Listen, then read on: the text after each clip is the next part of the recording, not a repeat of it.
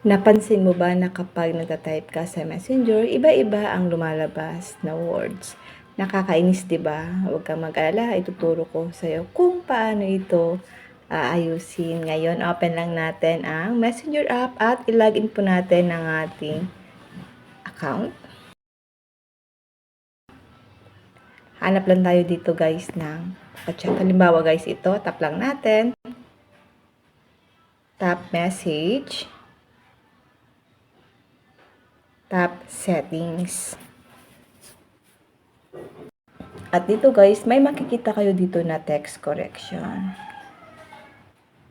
Kailangan guys naka-turn off ang auto-correction para once na nagta-type tayo sa ating messenger, ay hindi niya po ito ino-auto-correct. Halimbawa guys, may kachat tayong Bisaya o kaya Bicol, syempre iba yung words ng Bicol. Kaya para hindi niya yan ino-auto-correction, i-turn off nyo ito guys, auto-correction. Kapag nakakulay ganyan guys, ibig sabihin naka-turn on yan. So, kailangan po natin siyang i-turn off. Kapag ganyan nag-ray, naka-turn off na po yan guys. Ganun lang po guys kadali kung binabago po yung tinatype nyo sa Messenger.